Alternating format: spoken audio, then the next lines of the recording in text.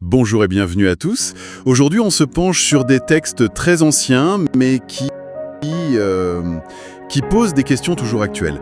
On va parler de la création et surtout de ce qu'elle pourrait bien nous dire. On a avec nous trois petits extraits, un de la Genèse, un du psaume 19 et un de l'Épître aux Romains. L'objectif, c'est d'aller un peu plus loin qu'une simple lecture, vous voyez. On va essayer de comprendre comment ces écrits y défendent une idée assez forte, que la nature, le monde autour de nous serait comme un message, un témoignage sur une puissance créatrice. On va regarder les mots, la poésie aussi, et puis la logique derrière tout ça. Alors accrochez-vous, ça promet d'être assez stimulant comme exploration. Et pour démarrer, le plus logique, c'est le commencement, non? Voilà, on ouvre la Genèse, chapitre 1, verset 1, difficile de faire plus direct, plus monumental, je trouve. Au commencement, Dieu créa les cieux et la terre. C'est simple, presque brutal, mais ça pèse lourd pour la suite. Ah oui, absolument. Ce verset, c'est vraiment la pierre angulaire, la fondation sur laquelle tout le reste repose, en quelque sorte. D'emblée, sans discussion, il pose l'acteur, Dieu, et l'action primordiale, créa. Et l'objet, c'est tout, les cieux et la terre. C'est une expression qu'on trouve souvent pour dire l'univers entier, le cosmos, tout ce qui est visible et même l'invisible. Il n'y a rien avant, pas de chaos préexistant à organiser, non. C'est présenté comme un acte absolu, un début radical. C'est vrai que cette concision est frappante. Pas de bataille entre dieux, pas de généalogie compliquée comme dans d'autres mythes, juste une volonté, un acte. Mais ce « au commencement », qu'est-ce que ça implique vraiment, ce Bereshit en hébreu? Ah, ce Bereshit, il est d'une puissance incroyable. Il marque un point zéro, un départ absolu dans le temps, tel que le récit le conçoit en tout cas. Ça suggère que l'univers matériel a une origine, et que cette origine est distincte de Dieu. Lui, il préexiste implicitement. C'est très différent d'autres visions où le monde, il émane de la divinité, où il est éternel comme elle. Ici, la séparation est nette. Il y a un créateur et il y a une création qui, elle, a un début. Et ça, c'est pas juste un détail pour dire ça a commencé là, c'est une affirmation profonde sur la nature même de la réalité selon ce texte. Sans cette idée d'une création ex nihilo, l'expression n'y est pas, mais l'idée y est, l'idée que la création révèle quelque chose sur son créateur, ça perdrait de sa force. La création est posée comme distincte, donc elle peut être un miroir, un message de ce créateur, justement. D'accord. Le cadre est donc posé. Un acte créateur, une distinction claire, créateur, création. Alors maintenant, cette création, une fois qu'elle est là, comment est-ce qu'elle témoigne? Comment elle parle de ce créateur? Et là, on arrive au psaume 19. Changement de style. Beaucoup plus poétique, oui. Verset 1. Les cieux racontent la gloire de Dieu, et l'étendue manifeste l'œuvre de ses mains. J'avoue que j'aime beaucoup cette image. Les cieux qui racontent. C'est plus juste un décor, là. C'est presque vivant. Tout à fait. On change de registre, on passe de la prose un peu juridique, presque, de la Genèse, à la poésie, à l'hymne. Mais l'idée de base, elle continue, elle s'enrichit même. Cette métaphore, les cieux racontent, elle est très forte. Le verbe hébreu ici, c'est sapar. Ça peut vouloir dire compter, énumérer peut-être l'ordre magnifique des étoiles, mais ça veut surtout dire proclamer, annoncer, déclarer. Donc il y a cette idée d'une proclamation, d'une annonce active. Et pareil pour l'étendue, le firmament, le ciel qu'on voit, elle manifeste, nagad en hébreu, ça veut dire rendre clair, évident, exposé. C'est comme une communication continue, silencieuse, oui, mais très présente. Mais est-ce que c'est une communication voulue? Genre, est-ce que le ciel sait qu'il témoigne? Ou c'est nous, les humains, qui interprétons ça comme un témoignage? Ou est-ce que la question n'a pas de sens ici? C'est une excellente question, ça. Ça touche vraiment à la nature de la poésie. Le texte personnifie les cieux, c'est vrai. Il raconte. Mais il est peu probable que l'auteur pensait qu'ils avaient une conscience, comme nous. L'accent est mis plutôt sur l'effet produit, l'effet sur celui qui regarde, qui contemple. La régularité des saisons, le soleil, la lune, l'immensité du ciel, un lever de soleil magnifique, Tout ça, pour le psalmiste, c'est un spectacle tellement grandiose, tellement ordonné, que ça ne peut que proclamer la gloire de celui qui l'a fait. La gloire, c'est kavod en hébreu. Ça évoque le poids, l'honneur, la splendeur, la majesté. Et l'œuvre de ses mains, ça renvoie à l'artisan, à un travail fait avec art, avec puissance. Et ce qui est intéressant, vous savez, c'est que ce témoignage, il est universel et silencieux. Les versets juste après, d'ailleurs, le disent. Point de langage, point de parole, leur voix ne se fait point entendre. Mais leur trace apparaît sur toute la terre. C'est une révélation pour tout le monde, partout. Il suffit de lever les yeux, en quelque sorte.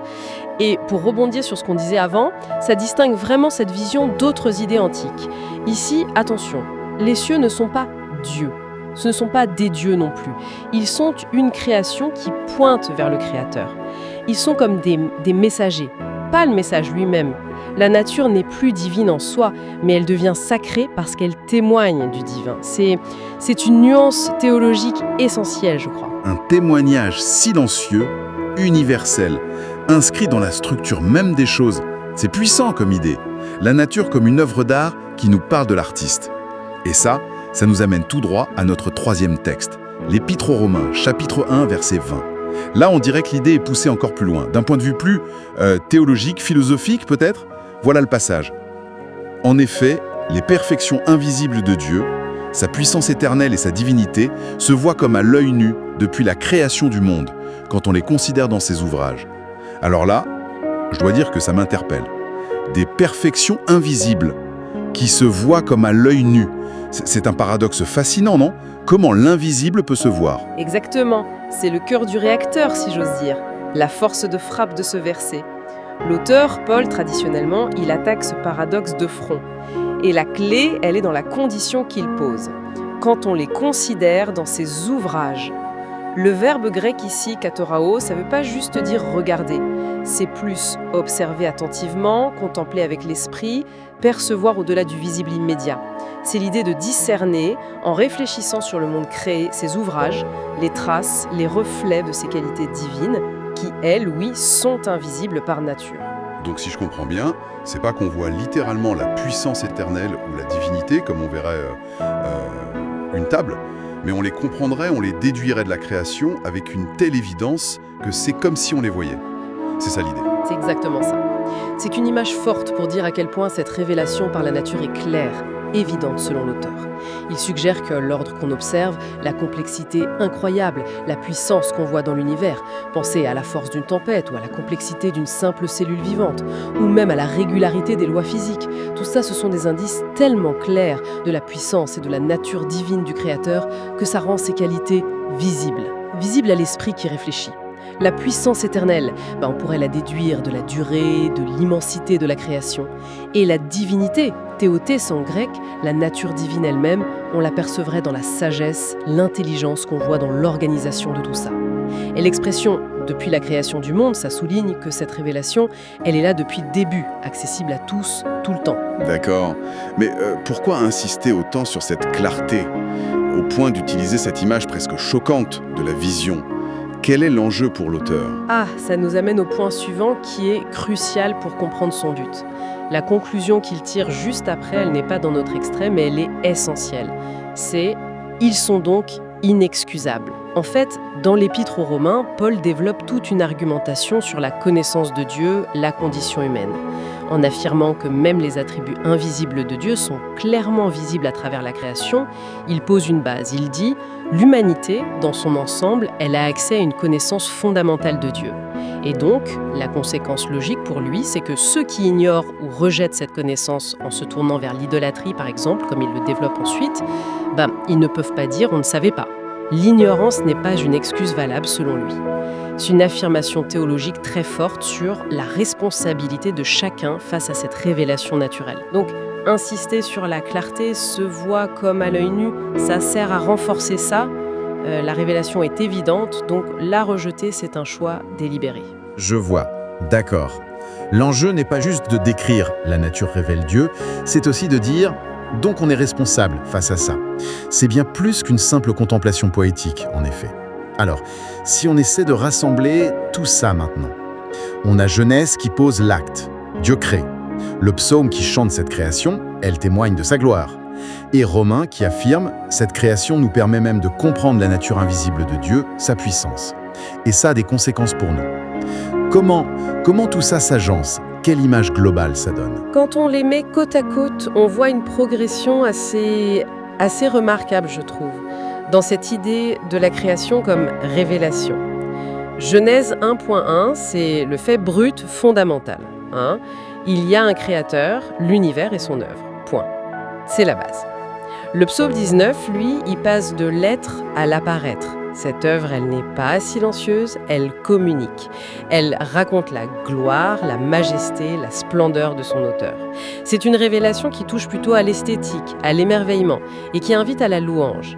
Et puis Romains 1.20, ça creuse encore plus profond. Ce n'est plus seulement la gloire extérieure qui est révélée, mais des aspects de la nature intérieure, invisible de Dieu. Sa puissance éternelle, sa divinité.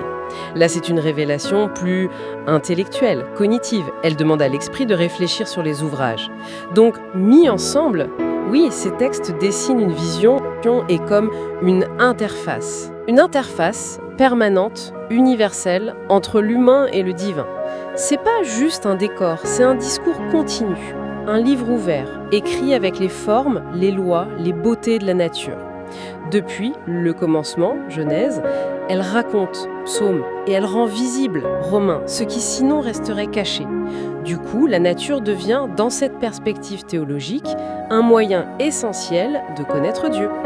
Un moyen accessible à tous, en principe, partout, tout le temps, juste par l'observation et la réflexion. Elle témoigne qu'il existe, oui, mais aussi qu'il est grand et quelle est sa nature divine.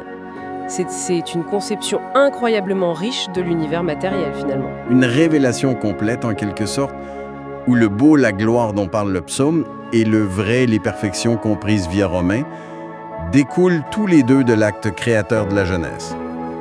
Le monde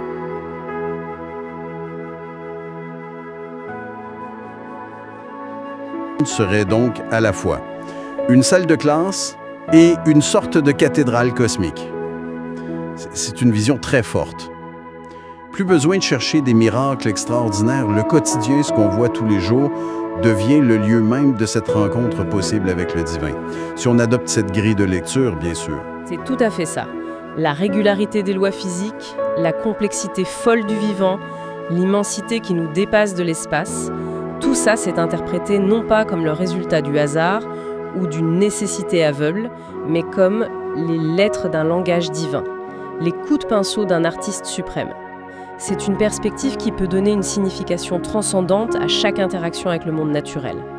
Évidemment, c'est une lecture de foi, une interprétation particulière, mais elle est remarquablement cohérente à travers ces textes qui viennent pourtant d'époques et de styles littéraires très différents. Voilà donc pour cette exploration de la manière dont ces trois passages bibliques voient la création. L'idée clé qui ressort, c'est vraiment celle d'une nature qui parle, qui révèle, qui témoigne de quelque chose qui la dépasse. Une question qui va un peu au-delà de la simple analyse de ces textes. Si on prend au sérieux, juste pour voir, comme expérience de pensée, cette idée d'une création qui parle, qui révèle, comment cette idée dialogue-t-elle avec ce que la science nous apprend aujourd'hui sur l'univers ? Pensez à l'immensité cosmique, les milliards de galaxies, les distances folles, les âges de l'univers qui nous donnent le vertige. Ou pensez à la complexité incroyable du vivant que la biologie moléculaire nous révèle, à l'histoire de l'évolution sur des milliards d'années. Est-ce que ces découvertes renforcent pour certains cette idée d'une gloire, d'une puissance éternelle encore plus écrasante que ce que le psalmiste ou Paul pouvaient imaginer ? Ou au contraire, est-ce que les mécanismes naturels que la science découvre, l'évolution, les lois physiques, qui semblent se suffire à elles-mêmes, rendent l'idée d'une œuvre voulue moins évidente, peut-être même superflue pour d'autres ? Comment cette vieille affirmation d'une nature qui parle résonne ou se cogne à la compréhension scientifique du monde, qui insiste sur les processus impersonnels, l'histoire pleine de hasard ? Est-ce qu'il y a encore une place aujourd'hui pour lire dans l'ordre et la complexité incroyable de l'univers un ouvrage qui manifeste quelque chose au-delà de lui-même ? C'est une question fondamentale.